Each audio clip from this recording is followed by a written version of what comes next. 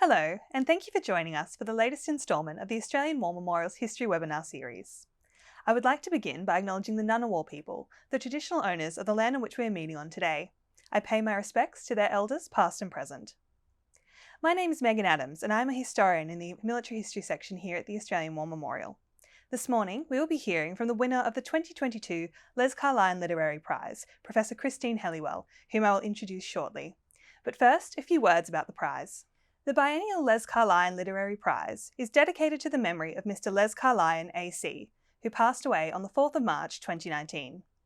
Historian, author, journalist and long-serving member of the Council of the Australian War Memorial, Mr. Carlyon wrote a number of works on Australian history, including the critically acclaimed Gallipoli and the Great War. He served on the Council of the Australian War Memorial from May 2006 until his passing. He was appointed a Companion of the Order of Australia for eminent service to literature through the promotion of the national identity as an author, editor and journalist, to the understanding and appreciation of Australia's war history and to the horse racing industry in 2014. In recognition of his legacy, the Les Carlyon Literary Prize is awarded to authors of a major publication relating to Australian military history, Australian social military history or Australian war history. Professor Christine Helliwell was the 2022 recipient of the prize, awarded for her book Semut, the untold story of a secret Australian operation in WWII Borneo. Christine is an anthropologist, author and academic, emeritus professor at the Australian National University. She has been carrying out research on Borneo's Indigenous Dayak peoples, including living with them within their communities for months at a time, for almost 40 years, and has written widely on Dayak social and cultural life. In recent years, she has been researching World War II in Borneo and in 2018 co-curated an exhibition at the Australian War Memorial about Allied World War II secret operations on the island. Her recent book, Semut, which is about a Special Operations Australia and Z Special Unit operation on Borneo in 1945, also won the Prime Minister's Literary Award, was first runner-up for the Templar Medal Book Prize, and was shortlisted for the New South Wales Premier's History Awards, the Reid Prize, and the ACT Notable Book Awards. A second edition has just appeared in June 2023, and I will now pass over to Christine. Thank you, Meg, for that lovely introduction, and hello to everybody. It's a great honour and a great pleasure to be here with you today. On 25 March 1945, in the final months of World War II, two Australian aircraft arrived over the tiny community of Barrio on the remote Kelabit Plateau on the island of Borneo. And for those of you who don't know where Borneo is, it's located not far to the east of Singapore, and I've actually put a circle around the island on the map. The two aircraft contained, apart from their aircrew, 8 Allied soldiers, mostly Australian, as the vanguard of an Australian secret operation known as Operation Semut. These soldiers were tasked with, among other things, recruiting locals, especially the island's jungle-dwelling Indigenous Dayak people, to fight the Japanese. And let me start this talk today by reading you an extract from my book, Semut. So this is a direct quote from the book. 25 March 1945. It was late in the rainy season, close to harvesting time, when Kaling Langit first heard the sound, a deep reverberating roar coming from above the clouds that so often blanketed her valley high on Borneo's remote Kelabit Plateau. It seemed to circle the valley, louder, softer, then louder again.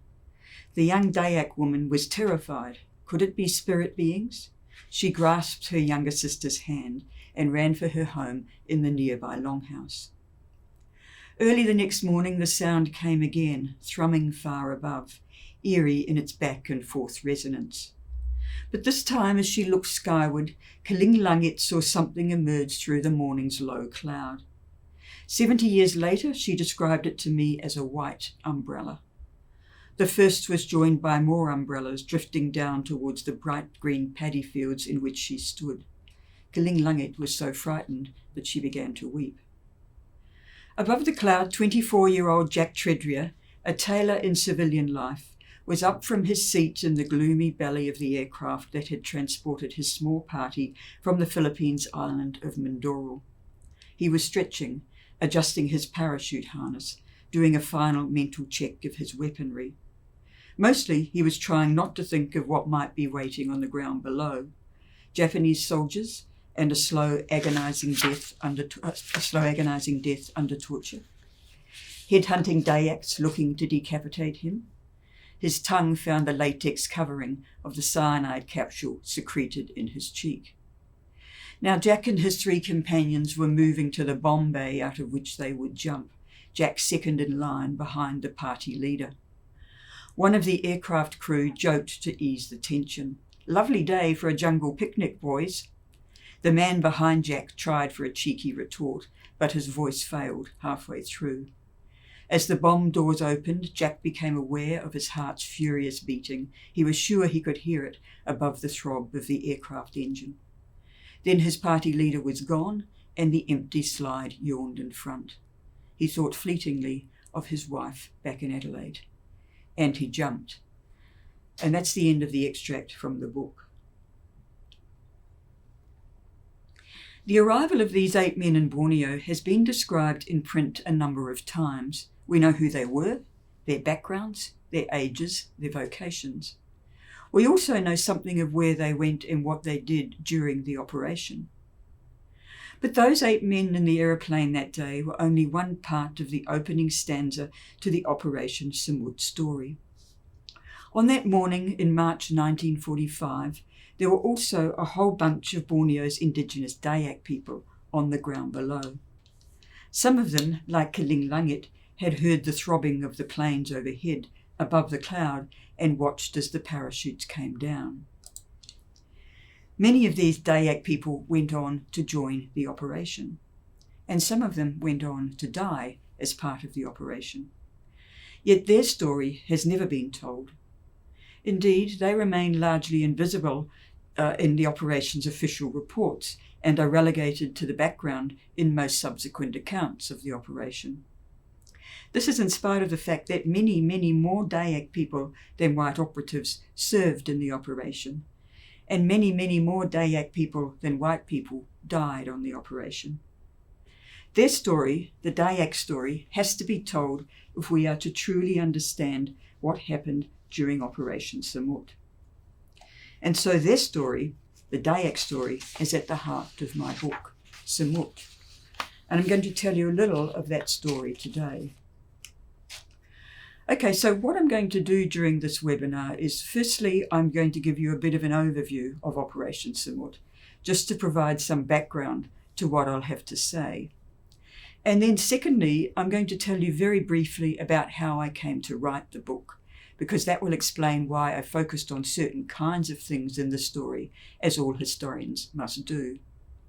And then finally, I'm going to talk about 3 discoveries that I made during the research, 3 points that came out of the research that I consider to be important. Okay, so let's get started. Let me start by giving you a bit of an overview of Operation Semut. Operation Semut was a secret Australian military operation that took place on the island of Borneo in 1945, in the final months of World War II. Borneo had been occupied by the Japanese in late 1941, early 1942, immediately before they took Singapore. But by late 1944, with the war in the Pacific having turned decisively in favour of the Allies were formulating plans to invade Borneo and win it back from the Japanese. The Allied landings at Labuan on the northwest coast of Borneo were planned to take place in June 1945, and you can see tiny Labuan Island on this map, just northeast of Brunei, just on the northwest coast of the island, just northeast of Brunei. As part of this planning, the Allies decided to secretly insert groups of commandos into the remote jungled interior of the eastern end of Sarawak in advance of the invasion, and you can see Sarawak marked also on this map on the northwest of the island. The first groups of commandos were to be inserted into the Kelabit Kedayan Plateau, which you can see at the very eastern edge of Sarawak on the map, and I've circled it there in red. That's where the first groups were coming down. The secret commandos to be inserted were from the organisation called Special Operations Australia, popularly known in Australia as Z Special Unit. They were asked to provide intelligence that could be used to help plan the Australian invasion. But they were also tasked with recruiting locals, especially the island's jungle-dwelling indigenous Dayak peoples, to fight against the Japanese. Now, the story of this operation is truly remarkable. The first groups of operatives were dropped by parachute directly into the island's rugged inland mountainous jungles. Most of them spoke no Dayak languages and had little idea of what they would find on the ground below. Most were very, very young Australians and had never been outside Australia before, let alone experienced jungles like those that then covered the island. Few of them had met Asian or Indigenous peoples before. And yet it was crucial that the operatives win the trust and support of the island's Dayak peoples if the operation was to be in any way successful. To make matters worse, the operatives knew that Dayaks throughout Borneo had once been, and perhaps still were, headhunters. They were jumping into areas which had been largely beyond the reach of the pre-war European colonial administrations, and about which little was known, and those areas could well contain headhunters. It was also possible that the Japanese who occupied the island had reached these remote inland areas and established bases there. If that was the case, the operatives could well parachute directly down into enemy camps and be taken prisoner by the Japanese. So the possible scenarios confronting the commandos who were about to jump into Borneo were not great. They were all terrifying. As one of the veterans of the operation told me 70 years later, and I quote, he said, "It was like the frying pan and the fire. If the Japanese didn't get you, the Dayaks might." Now, on the Dayak side, some Dayaks had never before seen a white face. Others were unhappy about the previous colonial administrations, the Dutch, the British, and the Brooke family, the so-called White Rajas of Sarawak, which had ruled most of the island before the Japanese came. In addition, most Dayaks had never seen or heard aeroplanes before, had never seen parachutes. So Dayak support for the operation was by no means a certainty. In the book, I traced the story of what happened to the operatives, outlining the astonishing jungles into which they were plunged and the Dayak communities and cultures they found themselves part of.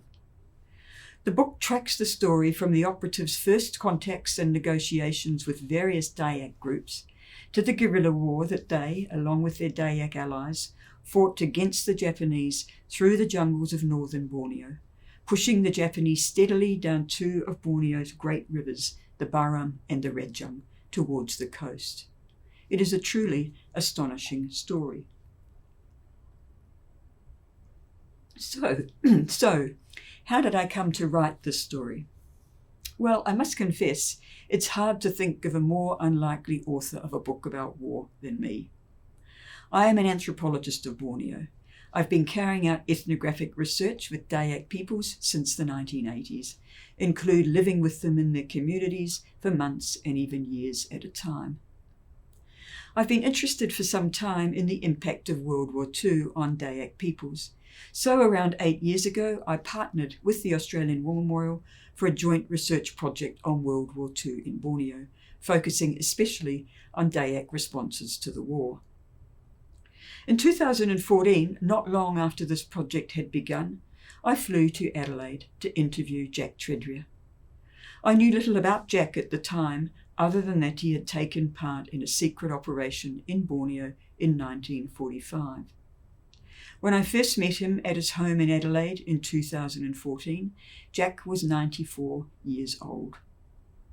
A retired tailor with soft blue eyes and a shy smile, it was hard to imagine Jack having operated alone behind Japanese lines for months during the brutal Pacific War. But he had. And fortunately for my purposes, even 70 years later, Jack's memories of the war were still crystal clear. By the end of the first interview, Jack and I were friends.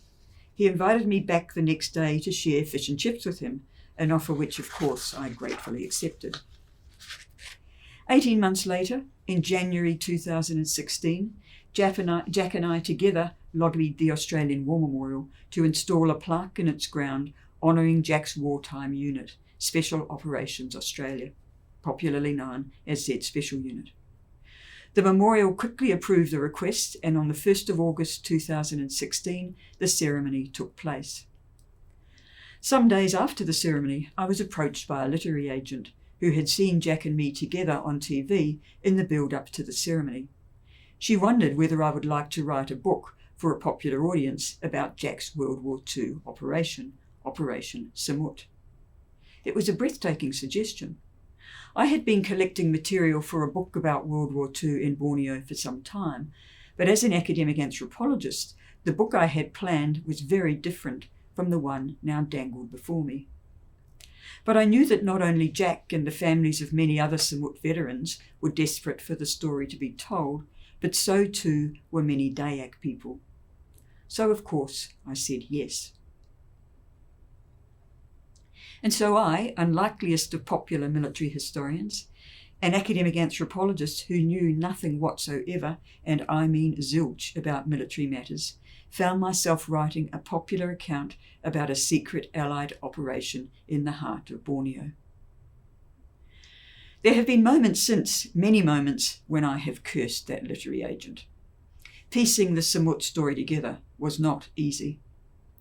Special Operations Australia's obsessive concern with secrecy meant that many of its official files were destroyed at the end of the war.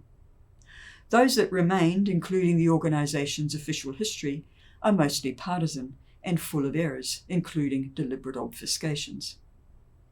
Even the maps the operatives carried, many of which are still preserved today, were often wrong, as I discovered when I travelled throughout remote Borneo with them.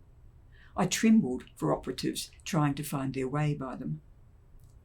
But the Semut story had its hooks into me. I ploughed through literally thousands of documents in Australian and British archives and scores of personal accounts, some published, most not, left by those who had taken part in the operation. I've interviewed the operation's 3 remaining veterans, all of whom have since died. And in fact, I interviewed 2 of them, including Jack, a number of times. And I travelled for months through what are today the Malaysian states of Sarawak and Sabah in the north of Borneo, where most of the operation had taken place. During these travels, I conducted almost 120 interviews with local people, most of them Dayaks who were alive during the war. And here's a picture of me interviewing an Iban man on the mighty Rajang River in Sarawak, and you can see I'm in an earlier blonde incarnation in this photograph. Somehow, slowly, painfully, the incredible story of the operation came to life. As it did, unexpected details emerged. So let me tell you now about some of the findings that I made during the research and that are discussed in the book. The first, and undoubtedly the most important of the points that emerged, was the key role played in the operation by Borneo's indigenous Dayak peoples. When I had first told Jack Tredrea about the book, his only stipulation had been that the contribution made to the operation by Borneo's Dayak people must be properly acknowledged. You have to tell them how important the Dayaks were, he said over and over. Jack was not alone in this. Almost every other personal account by Semut operatives that I read or heard makes exactly the same point. We wouldn't have lasted a day without the Dayaks. And here's a photograph of Lieutenant Rowan Waddy, who took part in Semut 4. And this is a photograph actually taken during the operation in 1945. And he's with an Iban guerrilla who became his very, very good friend. In fact, they became blood brothers. And these kinds of friendships were quite common during the operation. And recording the Dayak contribution to the campaign, of course, accorded with my own instincts as a long-time student of Dayak peoples. However, including the Dayak contribution in the book turned out to be much more difficult than I had anticipated. Many scholars have pointed out that official records and histories of World War II's war in the Pacific tend to overlook the role played by local peoples. This is hardly a new point. Nevertheless, I was astonished at the degree of invisibility of local peoples, including Dayaks, that I encountered when I first began reading official reports and documents relating to Operation Semut. Let me give you an example. So let's look at the official report of one of Operation Semut's actions. This is an action carried out by Major Robert Wilson of Semut II on the Lower Barham River in June 1945. And I quote directly from Wilson's report. Here is what he wrote, and I quote, "Following a couple of successful actions at Lubok Nibong on 23 June, in which the enemy lost 1 officer and 8 ordinary soldiers killed, I decided to withdraw upriver rather than accept battle under what I appreciated to be unfavourable circumstances." And that's the end of the quote. Now, taken at face value, Wilson's description as quoted here is patently absurd. When he wrote this report, Wilson had been in Borneo exactly 1 week and had no knowledge whatsoever of any local language. He simply could not have been operating on his own, as the report seems to suggest. How had he travelled downriver to Lubok Nibong in the first place? He had parachuted into a site much further up the Barham River, several days' travel further up the Barham River. So how had he travelled down to Lubok Nibong in the absence of any local language or any local knowledge? How had he acquired a canoe? How did he know the best places to set up his ambush? How did he know where to retreat to? Don't forget that we're in the middle of dense, largely trackless jungle here. Well, in fact, after further digging in the archives and after conversations with local Barham peoples, it became clear that Wilson had not been operating on his own at Lubok Nibong. In fact, he had with him not only one other European operative who is mentioned earlier in the report, but also a force of around 15 to 20 local guerrillas, both Dayak and Chinese. These local guerrillas were not mentioned anywhere in the report. One of the guerrillas had in fact been killed during this action, but this is also not mentioned in the report. This reflects a tendency found throughout all the official accounts of the operation to see the presence of Europeans as noteworthy in a way that the presence of locals was not. There's simply no doubt, for instance, that pages and pages would have been written in the report about the death that occurred at Lubok Nibong if it had been that of a white operative rather than a local.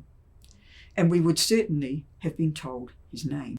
Gradually, I came to realise that when the operatives wrote of their activities in the first person, they usually had at least one Dayak, and often many more, with them. This invisibility of locals in the official reports and other documents meant that I had to actively search for local presence in every action and event that took place during the operation. I had to comb through official reports and so on for even the barest mention of locals. I had to closely question locals themselves living in the Semut areas. I had to question the 3 remaining operatives over and over again. What emerged clearly from all this work was that Dayaks didn't simply support the operatives who jumped into Borneo. In fact, Dayaks assumed leading roles in the operation itself. And here is a picture of an Iban Dayak guerrilla who fought as part of Operation Semut. In fact, he was one of Jack Tredrea's guerrilla troop. I would go so far as to say that Dayaks, at home in this environment in a way the operatives could never be, were the backbone and mainstay of the operation. Dayaks had lived in these jungles all their lives and fought their own intertribal wars in them. And Dayak warfare has seldom taken the form of conventional Western warfare, in which armies face off against one another in open displays of military might. That kind of warfare, conventional warfare, is useless in the close confines of a Borneo jungle. Instead, Dayak jungle warfare has always relied on the kinds of techniques usually associated with unconventional Western warfare. In other words, the techniques associated with special operations, like Semut. As a result, Dayaks had a sure grasp, much surer than the operatives, of the techniques necessary for the success of Operation Semut. Activities like secretly scouting and spying out the enemy, silently shadowing the enemy through often treacherous terrain, sometimes for days on end, lying unnoticed in ambush, setting traps for the enemy. All these kinds of activity were carried out on Operation Semut almost exclusively by Dayaks. And here's another picture of a Dayak guerrilla, another Iban, who fought with Operation Semut. And you can see the rifle supplied to him as a member of the operation slung over his back, while he holds his own Dayak sword in his right hand. The white operatives, by their own admission, lacked the necessary skills in this jungle environment, which is hardly surprising, since this environment was completely foreign to most of them. And they all told me this. Let me give you another example taken from the book. The Japanese were well entrenched in a tiny town called Song, located on the Rejang River, one of Borneo's mightiest rivers. Song was strategically important, and Semut leaders wanted to find a way to remove the Japanese from the town. However, there were many, many more Japanese in the town than there were Semut personnel in the area around it. Furthermore, the Japanese had good defences, so confronting them in open warfare was simply not an option. And although the Australian Air Force had bombed and strafed the town on several occasions in an attempt to drive out the Japanese, these attacks had all been unsuccessful. The Japanese remained obstinately in place. Now, the reason why the Australian air raids had been unsuccessful was because the Japanese had built good air raid shelters on the edge of town, close to the jungle. These shelters consisted of trenches, each holding 3 or 4 men, covered with protective roofing. So as soon as the Japanese heard the drone of aircraft, they retreated into the shelters and remained safely there until the air raid was over. So this posed a bit of a quandary for Semut's leaders. What could they do to move the Japanese out of Song? Well, local Iban Dayaks working around Song with a small party of Semut operatives immediately saw the answer to this question when they scouted out the town. And they asked, can an airstrike be organised to take place at a specific time on a specific day? If so, since the party knew where the Japanese air raid shelters were located, as I say, they had scouted out the area, it would be easy to pick off the Japanese as they emerged from the shelters at the end of the raid. So an airstrike was duly organised for noon 2 days later. On the appointed day at around 10 in the morning, 3 operatives and a group of 9 Iban Dayaks headed to the area where the shelters were located. The European operatives, who were hopeless at staying invisible and silent in these conditions, remained well back in the jungle, while the Iban members of the party positioned themselves at the very edge of the trees, close to the shelters. And they waited. Let me read you now a passage taken directly from the book about what happened during the Song raid. And I quote directly. Finally, at 12:30, they heard the drone of aircraft. The air raid siren sounded and the Japanese headed for their shelters.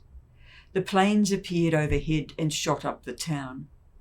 As they left, vapour trails drifting across the sky, the Iban settled securely onto the roofs of the trenches, 3 to each trench. In the sudden silence after the raid, Japanese began to emerge from the shelters. As they did, the Ibans fell on them from above. And what I'm going to read now is a direct quote from the memoir of one of the operatives who was present on this day. And I quote, "Sensing something behind them, the Japanese soldiers turned to look, and I saw the horror in their faces. Most of them got their first hack on the neck before they could utter a sound. The rest just took off, screaming. To my amazement, 5 men from an adjacent shelter, not one of our targets, came over to see what was happening, just as the Ibans had finished attending to their first lot of victims. The visitors screamed and turned to run, but only 2 of them made it. A Japanese soldier began organising an armed party to give chase, but too late, the raiders had already melted into the jungle." And that's the end of the extract from the book. Operatives, by their own unanimous admission, simply lack the skills to perform these kinds of crucial activities. They knew that they couldn't, for instance, hide at the edge of trees without being seen. They knew that they couldn't climb onto the roof of an air raid shelter without making a sound. And as I say, this is hardly surprising. The operatives came from a very different environment. And as a result, they brought a rather different set of knowledges and skills to the operation. But it meant that they were heavily reliant on Dayak jungle and warfare skills throughout the Semut campaign.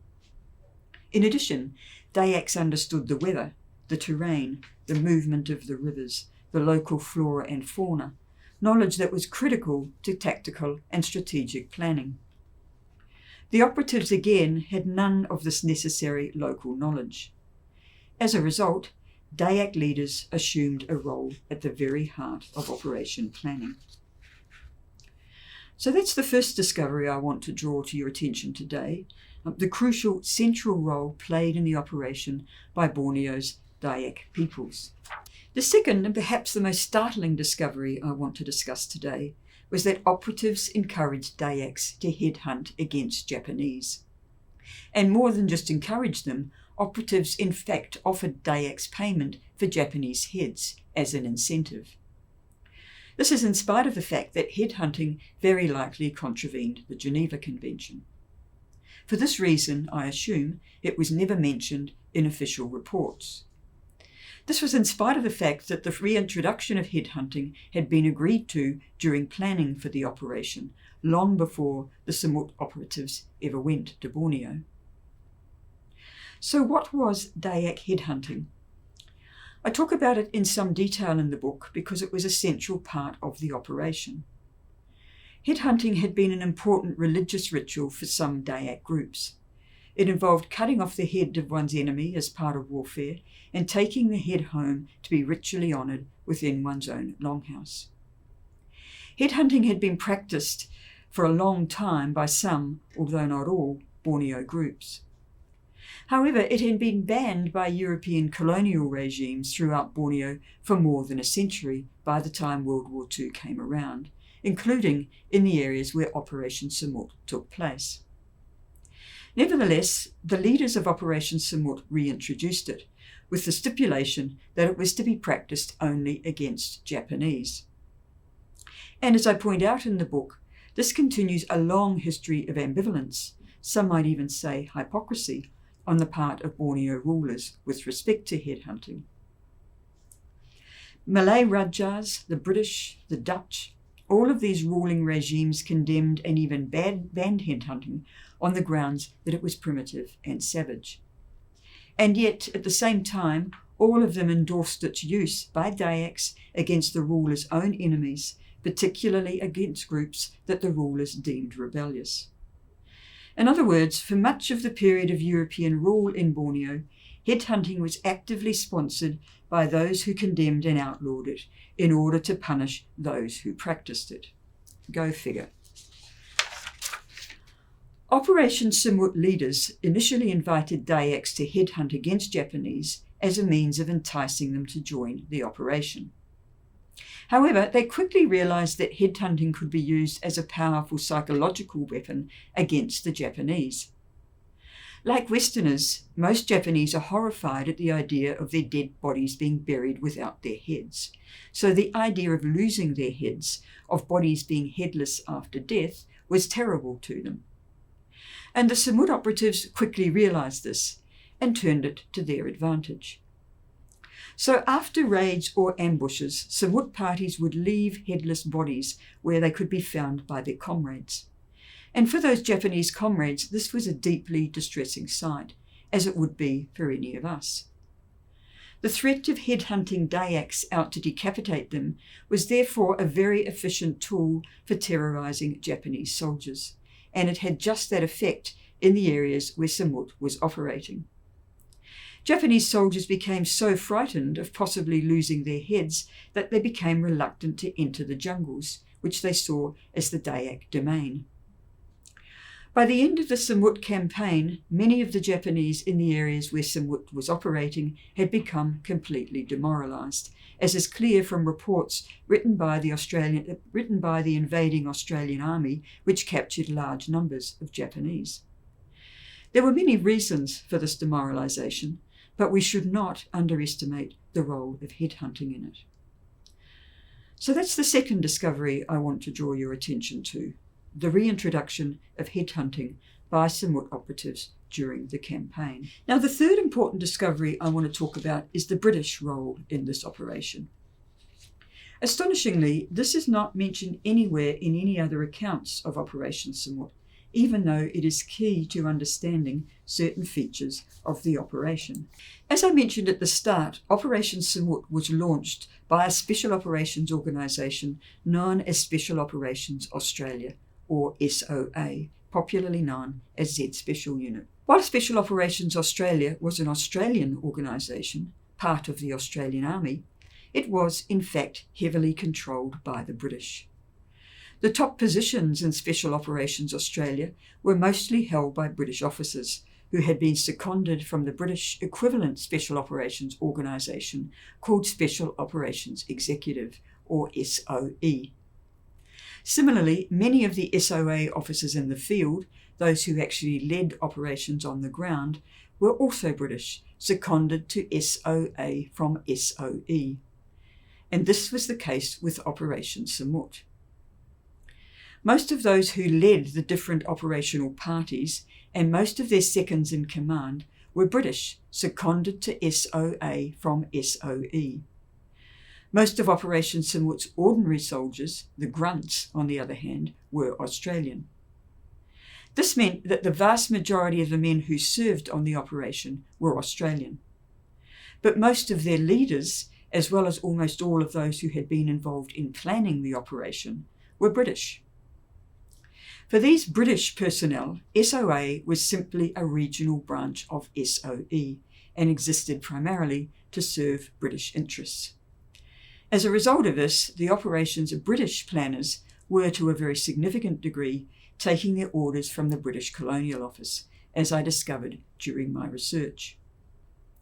This British control over planning and the consequent input from the British Colonial Office shaped Operation Semut's character quite profoundly. In particular, on the surface, the operation's main objective, as an ostensibly Australian operation, was to help prepare the way for the Australian 9th Division invasion at Labuan. However, its secret objective, equally as important, was to pave the way for the immediate return of British rule in Sarawak, once the Japanese had been defeated. The British were very keen to recapture their pre-war Borneo territories, today the two Malaysian states of Sarawak and Sabah, in part because of the oil fields and other economic assets located there. And their sense of urgency over this was exacerbated by several other factors. These included, firstly, intelligence they had received warning of possible independence movements in their Borneo territories. And secondly, the British were worried about possible US influence in Borneo. The Americans were hostile to British colonial endeavours in Southeast Asia, and the British were concerned about the possible effects of this on local populations. As a result, the British were very keen to re-establish a presence in Borneo before the end of the war. The idea was that this presence would bolster the standing of the British in the eyes of local people. This standing had been seriously damaged by the speed with which the British on the island had capitulated during the Japanese invasion, and so begin to pave the way for a return to British rule as soon as the Japanese had surrendered. However, this political objective of the operation was kept secret because the Americans, the third player in the specific Allied Special Operations world, would almost certainly have disapproved of it, and what the Americans thought was very important. This was because, as I'm sure you all know, the war in the Pacific, of which the Borneo campaign was a part, was under American command. This meant that American approval was needed for any Australian military operations in the Pacific Theatre, including for Operation Semut. And the problem was that the Americans were hostile to British colonial endeavours in Southeast Asia. So they would have been unwilling to approve of the operation had they known about this political objective. So this objective was kept secret. It doesn't appear in any of the official reports. The operation was presented to the Americans purely as a military operation to help prepare the way for the Australian 9th Division landings at Labuan. And indeed, few of the Australian ordinary soldiers who made up the bulk of the Semut operatives were aware of the operation's hidden political objective.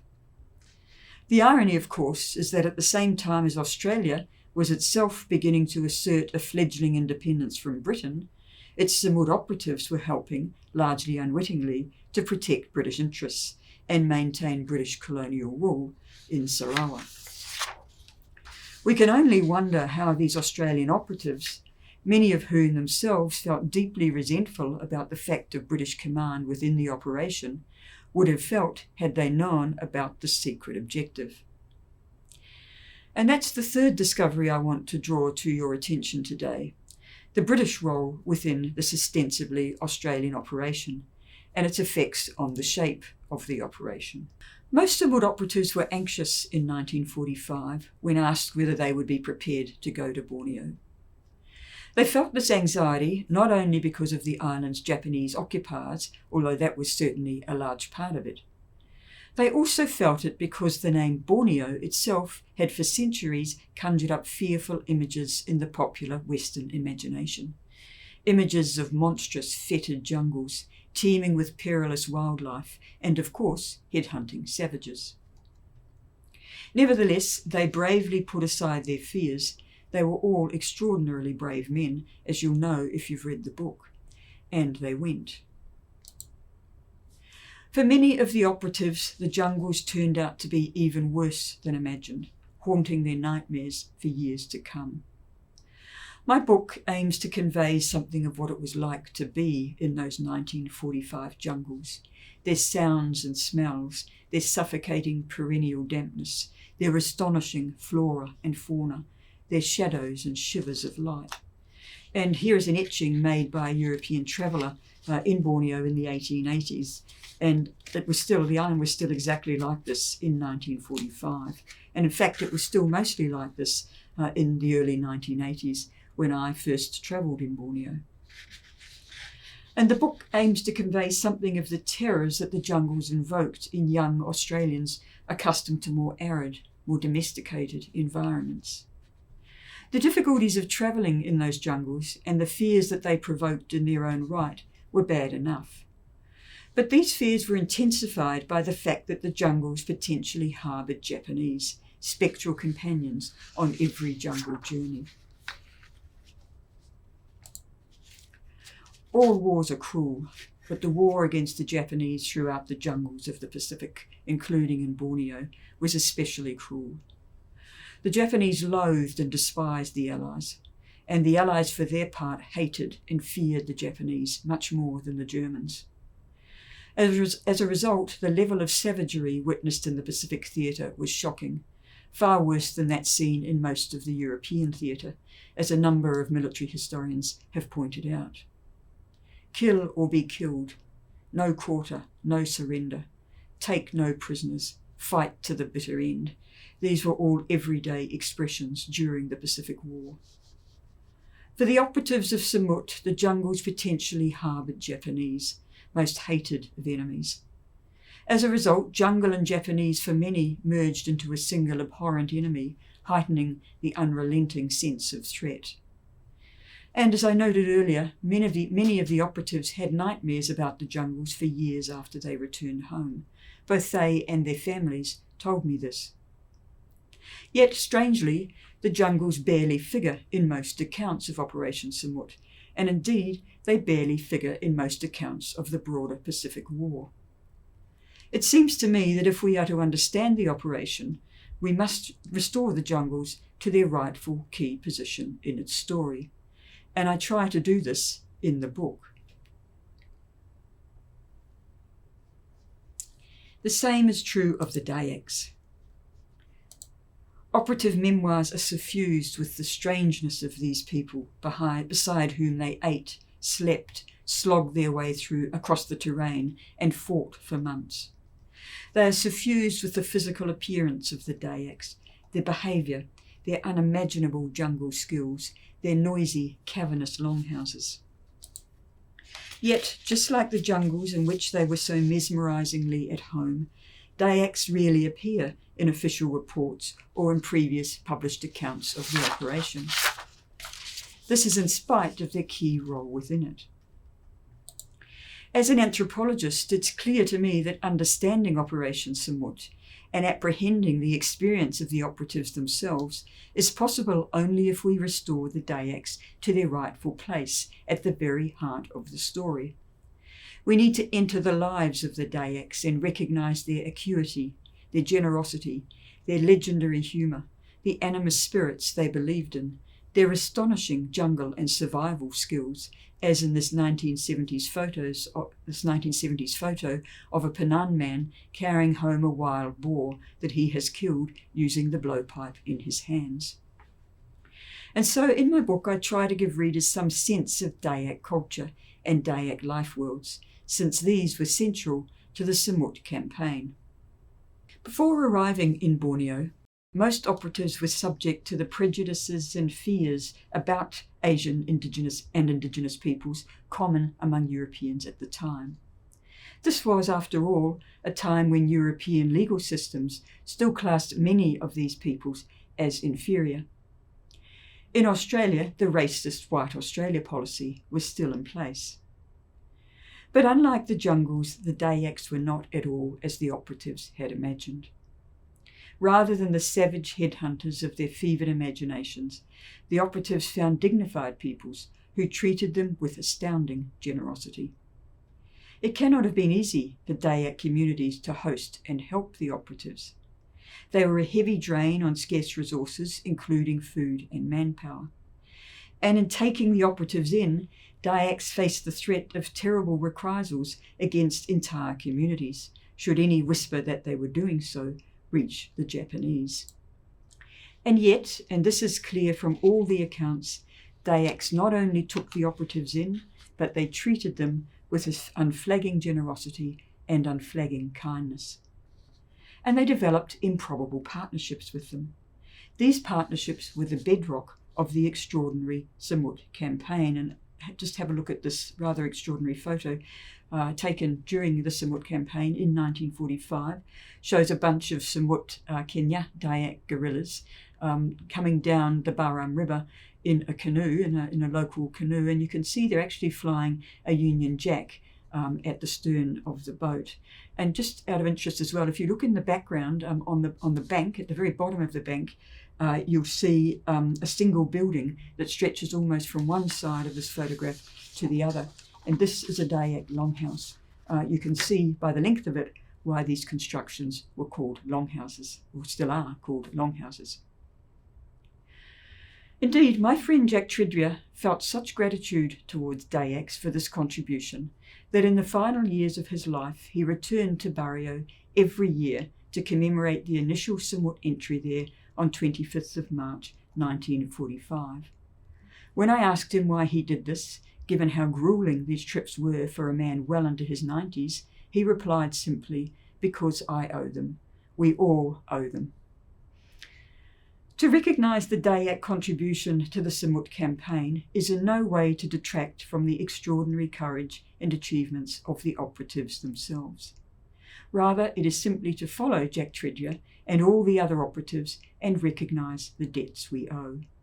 For too long, the contribution of local peoples to the Allied cause during the Pacific War has gone unsung. We forget it to our own diminishment. Thank you. Well, thank you, Christine, for that really fascinating insight into your book and into the research that went into the writing of Semut. Tell me, we obviously are aware that you've spent extended periods of time living with the Dayak people in Borneo. What sort of relations do Australians and Dayaks have today? Do they maintain any of those traces from the wartime period at all? Certainly, I think a lot of Australians whose fathers, grandfathers, uncles, great-uncles served in Borneo maintain contacts. One of the quite amazing things about writing this book is the large numbers of people of Australians who have contacted me to say, my grandfather, my father, my uncle served in Borneo. Because, of course, Borneo was one of Australia's largest theatres of war during World War II. Over 75,000 Australians served there. And for some reason that I don't quite understand, Borneo just doesn't get the coverage that other areas of World War II get. So a lot of people have contacted me to say, my father, grandfather, uncle served there. And some Australians still today do go to Borneo to actually visit the areas where relatives served. Dayaks remember Australians with great fondness. They actually liked them much more than the British colonial rulers who they'd had before them. We are still, as I say, remembered there with a great deal of affection because 75,000 Australians were there, so lots and lots of Borneo peoples got to meet Australians during the war. So one of the strengths of your book is obviously that it gives us a unique insight into the Dayak people. How do you feel that an understanding of their experiences and their stories adds to our understanding of this wartime period? Oh, I just think we can't understand the war in the Pacific, as I say in the book, without understanding why local people were involved. I mean, the accounts of, say, Operation Semut that had been around before I wrote my book, some of them sort of briefly mentioned that Dayaks were involved, but it was, just to give you an example, they always explained this involvement in terms of, Dayak love for white masters. The white colonial masters had been in there. The Dayaks loved the white colonial masters. Therefore, of course, they were inevitably going to come on side and support Operation Semut. But you talk to Dayak peoples, and that's just completely untrue. I mean, Dayaks didn't come on side. They're like the rest of us. They don't particularly like being ruled by outsiders. They weren't necessarily in love with their pre-war colonial masters. They came on side for purely pragmatic reasons, for their own reasons that are linked to their own, sort of internal wars, their own internal politics and so on. So that's just to give you one really sort of tiny example of the kind of additional, much greater, much more insight that you can gain into looking at, Australian wartime experiences by understanding the local people's experiences of the same events. Absolutely. It's very, very important for us to understand the broader picture, especially when we're looking at huge campaigns like that in the Pacific. Our next episode of the History Webinar series will come out in August when we will speak to Dr. Peter Ewell, who was the author of The Long Shadow, Australia's Vietnam Veterans Since the War. Thank you and goodbye.